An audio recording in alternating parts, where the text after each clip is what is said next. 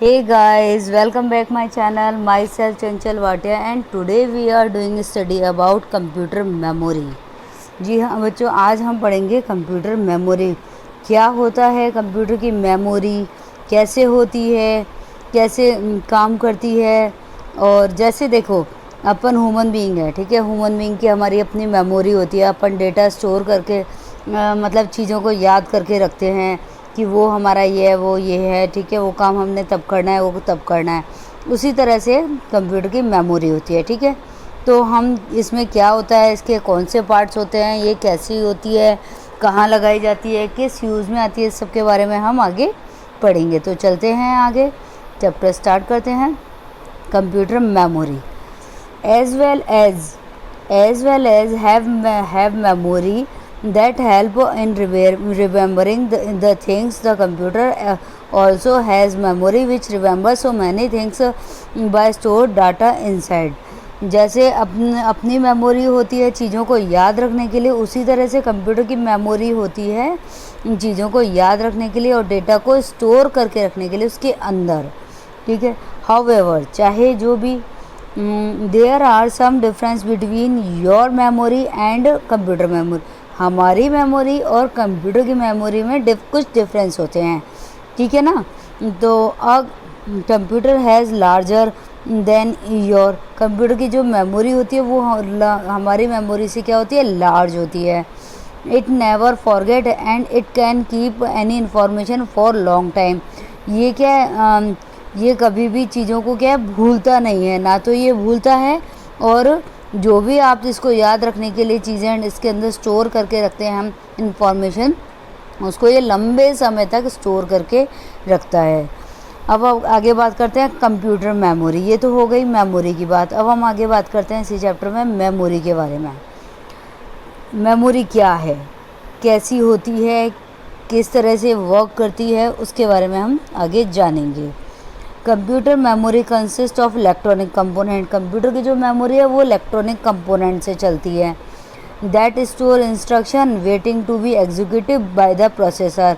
ये क्या करती है, इंस्ट्रक्शन को स्टोर करके रखती है और जो भी और इंस्ट्रक्शन को प्रोसेसर में एग्जीक्यूट करने के लिए वेट करती है।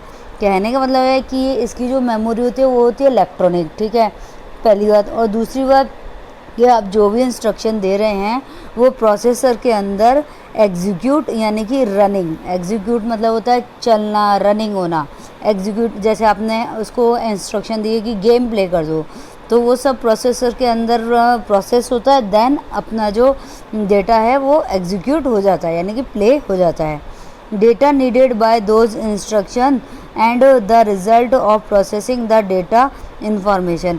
आपको जो भी इंफॉर्मेशन चाहिए होती है आप उसको इंस्ट्रक्शन देते हैं और फिर क्या होता है, वो प्रोसेसिंग होता है आपका डेटा, आपकी इंफॉर्मेशन, और फिर हमें उसका रिज़ल्ट मिल जाता है। जैसे मैंने अभी आपको गेम का एग्जांपल बताया, ठीक है। अब आगे इसमें है कि memory usually consist of the one or more chip on the motherboard. Memory जो होती है कंप्यूटर की, उसमें क्या होता है कि मदरबोर्ड में उसकी कुछ चिप्स लगी होती हैं।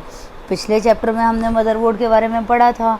मदरबोर्ड क्या होता है, हमारे कंप्यूटर की मेन मेमोरी होती है, मेन पार्ट होता है, प्रोसेसर होता है वो।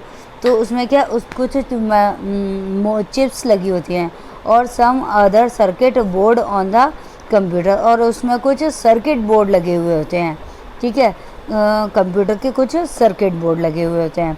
A computer memory is used to store data as well as information temporary और permanently। तो ये जो कंप्यूटर की मेमोरी होती है ना, हमारे डेटा को ये टेम्परेरी यानी कि कुछ उसी समय, कुछ समय के लिए या फिर परमानेंट के लिए डेटा को स्टोर करके रखती है।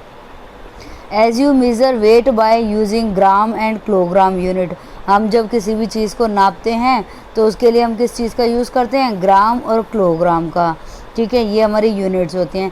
उसी तरह से कंप्यूटर में जो मेज़र करने की यूनिट होती है वो होती हैं बिट्स एंड बाइट्स, ठीक है, बिट्स एंड बाइट्स। अब बिट्स मीन्स होता है बाइनरी डिजिट यानी कि 0 और 1। बाइनरी हमेशा 0 और 1 पर ही वर्क करता है, ठीक है। तो एक हो गया बिट और ये हो गया बिट। अब हम बात करेंगे बाइट। बाइट में क्या होता है, byte is the basic storage unit in memory. ये क्या होती है, बेसिक स्टोरेज होती है, बेसिक स्टोरेज यूनिट होती है मेमोरी में। When data is transfer into memory from storage device, जब आप डेटा को ट्रांसफ़र कर रहे हो स्टोरेज डिवाइस के अंदर, the instruction and data exit as byte, जो आपके इंस्ट्रक्शन है या डेटा है वो सब बाइट्स में चेंज एग्जिट हो जाता है, बदल जाता है। अब आप कोई भी डेटा स्टोर करने के लिए उसके स्टोरेज डिवाइस में जब आप उसको इंस्ट्रक्शन देते हैं तो क्या होता है कि वो जो हमारा डेटा होता है वो बाइट्स में स्टोर हो जाता है। ठीक है, अब हम आगे चलते हैं। अब बात करेंगे सबसे पहले देखो बाइट के बारे में। What is byte? 1 byte is equal to 1 character. 1 byte जो होती है ना, 1 बाइट, ठीक है, वो होती है एक 1 कैरेक्टर के बराबर। 1 कैरेक्टर हो गया आपका जैसे अल्फ़ाबेट हो गया ए, या कोई भी नंबर हो गया 2, है ना, या कोई भी आपका सिंबल हो गया, आपने जैसे हैशटैग लगाया, तो ये 1 बाइट के इक्वल होता है, 1 बाइट के इक्वल होता है ये। ठीक है, तो a character can be a number, letter और सिंबल। ये देखिए, कैरेक्टर में आप कोई भी नंबर, लेटर या सिंबल का यूज़ कर सकते हैं, वो एक 1 बाइट के इक्वल होता है हमारे। ठीक है, यानी कि कहने का मतलब है कि चाहे आप नंबर, आपने 1 नंबर लिया या 1 लेटर लिया या 1 सिंबल लिया, कोई भी एक चीज़ ली इनमें से, तो एक 1 बाइट के बराबर होता है, हमारा इक्वल होता है। अब हम आगे, 1 बाइट कंसिस्ट ऑफ 8 बिट। जो ये 1 बाइट होती है ना, ये 8 बिट को लेती है। 1 बाइट जो होती है ये 8 बिट को लेती है, जैसे बाइनरी डिजिट। 8 बिट हो गई हमारी बाइनरी डिजिट, 0 1। बाइनरी डिजिट मतलब 0 1। A bit is the smallest unit of data that is a computer can use. जो ये हमारी बिट होती है ना, हाँ, तो ये जो 1 बाइट होती है ना, ये हमारी 8 बिट के इक्वल होती है। 1 बाइट जो होती है हमारी, ये 8 बिट के इक्वल होती है। जैसे सबसे स्मॉलेस्ट यूनिट होती है अपने कंप्यूटर में यूज़ करने वाली, सबसे स्मॉलेस्ट। अब बात करते हैं क्लोबाइट की।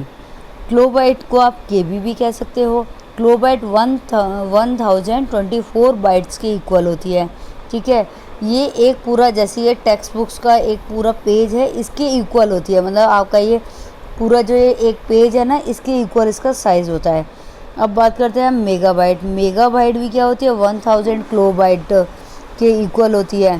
ठीक है, और इसमें लगभग 1 बुक, ये देखो, ये लगभग पूरी एक 1 बुक के इक्वल इसका साइज़ होता है। अब बात करते हैं टेराबाइट। टेराबाइट होती है 1024 गीगाबाइट इक्वल। ठीक है, और इसमें भी पूरी एक मतलब बुक स्टैंड, ये देखो जैसे ये पिक्चर में हमको दिखाया हुआ है, ये पूरे एक बुक स्टैंड के इक्वल इसका साइज़ होता है। अब बात करते हैं पीटाबाइट। पीटाबाइट भी 1024 टेराबाइट के इक्वल होती है, और इसमें पूरा एक रूम जो होता है ना, रूम, उसको आप पूरा बुक से भर दो, इतना इसका साइज़ होता है। अब बात करते हैं गीगाबाइट। गीगाबाइट होती है 1024 मेगाबाइट, और ये एक book equal to bunch of books का जो बंच होता है ना, एक जो बुक का बंच, जिसको आप जितना बांध सकते हो उतना होता है इसका साइज़। ठीक है, अब हम इसी चैप्टर में आगे चलते हैं। देखो, आपको थोड़ा टेबल के थ्रू भी समझाया हुआ है। टेबल में ये देखो आपको क्लियरली लिखा हुआ है, 1 मिनट, टेबल में देखो 1 बिट इक्वल टू 1 यूनिट, है ना, 0 1, और 1 निबल 4 बिट हो गया। 1 बाइट इक्वल टू 8 बिट। जो ये हमारी 1 बिट होती है ना, इसी तरह से ऐसे 8 बिट आप ले लोगे ना, 8 बिट, तो उसके इक्वल होती है ये हमारी 1 बाइट। ठीक है, और अब आगे 1 किलोबाइट इक्वल टू 1000 बाइट।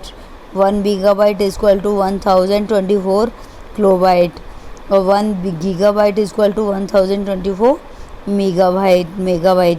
इस तरह से ये सब इसकी क्वांटिटियाँ हैं। ठीक है, अब आगे हम चलते हैं मेमोरी। इसकी जो हम बात कर रहे थे कंप्यूटर की मेमोरी के बारे में, ये होती है हमारी 2 टाइप की। ठीक है, 1 होती है हमारी प्राइमरी मेमोरी, एंड नेक्स्ट होती है, सेकंड होती है हमारी सेकेंडरी मेमोरी। पहले बात करेंगे हम प्राइमरी मेमोरी के बारे में। प्राइमरी मेमोरी क्या होती है? मेन मेमोरी होती है कंप्यूटर की, और मेन मेमोरी होती है, ठीक है, that reside inside the computer, और कंप्यूटर के अंदर होती है ये। Computer can only process the data is in the main memory. Computer जो है सिर्फ डाटा को जो प्रोसेस करता है वो सिर्फ मेन मेमोरी से लेता है, यानी कि प्राइमरी मेमोरी से। अब उसमें बात करते हैं, प्राइमरी मेमोरी हमारी 2 टाइप की होती है। एक होती है रैम, RAM, और एक होती है ROM. RAM means random access memory, ROM means होता है रीड ओनली मेमोरी। तो अब हम बात करेंगे रैम के बारे में। व्हाट इज़ रैम और ये कैसे एक्सेस होती है, इसके बारे में हम जानेंगे। तो ये जो रैम होती है हमारी, एक मिनट, हाँ, ये जो रैम होती है हमारी, RAM is called primary memory. Primary memory होती है, मेन मेमोरी होती है। ये डाटा को स्टोर करके रखती है, टेम्परेली, इंस्ट्रक्शन को टेम्परेली स्टोर करके रखती है। जब हमारा कंप्यूटर स्टार्ट होता है और जब वो उसमें फाइल्स लोडेड होना स्टार्ट होती हैं, तो ये hard disk into RAM, hard disk से क्या है, रैम में आ जाता है डेटा, ठीक है। फाइल्स जो हैं हार्ड डिस्क से रैम में आ जाती हैं। These file remain in RAM as long as the computer is running. फिर जब फाइल रैम में आ जाती है तो कंप्यूटर क्या हमारा रनिंग यानी कि स्टार्ट हो जाता है। द प्रोग्राम और work you execute on the computer get store RAM temporary. फिर अब हमारा कंप्यूटर जो मतलब प्रोग्राम अब हम कंप्यूटर पे वर्क करने के लिए वो एग्जीक्यूट स्टार्ट हो जाता है कि अब आप इस पर वर्क कर सकते हैं, और इस पर हमें वो जो डेटा जो फाइल हमें दिखाई देती है वो सब टेम्परेरी होती हैं। Till the time the computer is running, जब तक कि कंप्यूटर आपका पूरी तरह से ऑन होता है, तो जो हमें उसमें डेटा या फाइल्स दिखाई देती हैं उसको अपन बोलते हैं रैम, उसको अपन बोलते हैं RAM.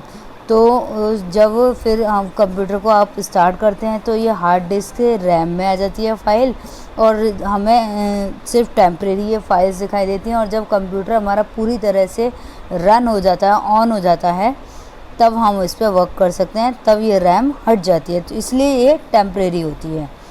RAM is volatile memory, यानी कि अस्थाई, टेम्परेरी मेमोरी होती है, वो अस्थाई, रुकती नहीं है ये।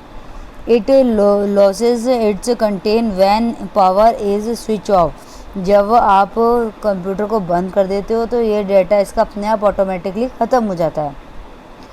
For this reason you must save all item may you need in the future, saving the process copying data RAM to the hard disk। इसीलिए हम फ्यूचर में अपने डेटा को यूज़ करने के लिए, उसको सेव करने के लिए हम उसे हार्ड डिस्क में हम इसको स्टोर करते हैं, ठीक है।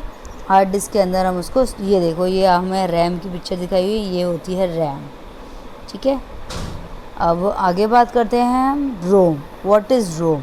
रीड ओनली मेमोरी, यानी कि आप इसको सिर्फ पढ़ सकते हैं, ठीक है। ROM is the read only memory from which information can be read, इसमें आप इंफॉर्मेशन सिर्फ रीड कर सकते हैं। As the name read only suggested the ROM chip can not be modify, इसमें आप कोई भी मॉडिफिकेशन नहीं कर सकते हैं।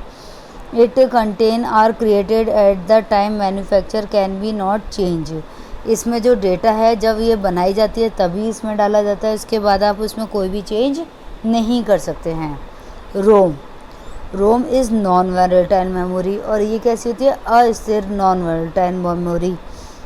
That mean nothing is lost when you power switch off, जब आप पावर को स्विच ऑफ कर देते हो तो ये इसमें से आपका कोई भी डेटा लॉस नहीं होता है। It help to computer get started, computer को स्टार्ट करने में ये हेल्प करती है। ये देखिए ये रोम की पिक्चर है, ठीक है। अब हम आगे चलते हैं इसी चैप्टर में। Secondary memory. What is secondary? अभी हमने पढ़ा था प्राइमरी मेमोरी, जिसके अंदर पढ़ा था हमने रैम एंड रोम। अब हम बात करते हैं secondary memory. That you know primary memory can store data instruction temporary. अब आप जान चुके हैं कि जो प्राइमरी मेमोरी होती है वो डेटा को टेम्परेरी स्टोर करके रखती है। In overcome limitation of primary memory the secondary memory is use, जब प्राइमरी मेमोरी की लिमिटेशन ख़त्म हो जाती है तो सेकेंडरी मेमोरी का यूज़ किया जाता है। That store the data and information permanently. इसमें जो आप जो भी इंफॉर्मेशन डेटा डालेंगे उसको परमानेंटली स्टोर किया जाता है। Secondary memory is called external memory. इसको आप एक्सटर्नल मेमोरी के नाम से भी जानते हैं। ठीक है, अब आगे इसमें है द एग्ज़ाम्पल। अब ये जो इसके स्टोरेज डिवाइस के जो जिसमें आप डाटा स्टोर करते हैं उसके एग्ज़ाम्पल हैं। एक वन हो गया आपका हार्ड डिस्क, नेक्स्ट इज़ एक minute CD ROM, and next is Blu ray, and next is pen drive. Generally आप लोगों ने देखा होगा घरों में जैसे सीडी यूज़ होती है, ब्लू रे यूज़ होती है, पेन ड्राइव अपन यूज़ करते हैं। और कंप्यूटर में जब डेटा को स्टोर किया जाता है तो उसके लिए हार्ड डिस्क यूज़ की जाती है। तो ये सब हो गए हमारे सेकेंडरी मेमोरी के एग्ज़ाम्पल। ठीक है, तो अब हम जैसे कि सेकेंडरी मेमोरी क्या है ये हम पिछली क्लास में पढ़ चुके हैं। सो बच्चों, अब आपका ये चैप्टर फिनिश हो चुका है। हम इसमें प्राइमरी मेमोरी और सेकेंडरी मेमोरी के बारे में जान चुके हैं। अगर आपको किसी भी तरह की कोई भी कहीं भी क्वेरी हो तो आप मुझे कमेंट्स बॉक्स में लिखकर दे सकते हैं। तो अगर आपको वीडियो अच्छी लगी हो, चैप्टर समझ में आया हो और आपको हम इससे भी बेहतर वीडियो बनाकर और भी नए अच्छे से एक्सप्लेन कर सकें तो उसके लिए प्लीज़ हमारे चैनल को लाइक कीजिएगा, चैनल को शेयर कीजिएगा एंड चैनल को सब्सक्राइब करना मत भूलिएगा ताकि हम इससे भी बेहतरीन और भी वीडियो आपके लिए ला सकें। Thank you guys, have a good day, take care.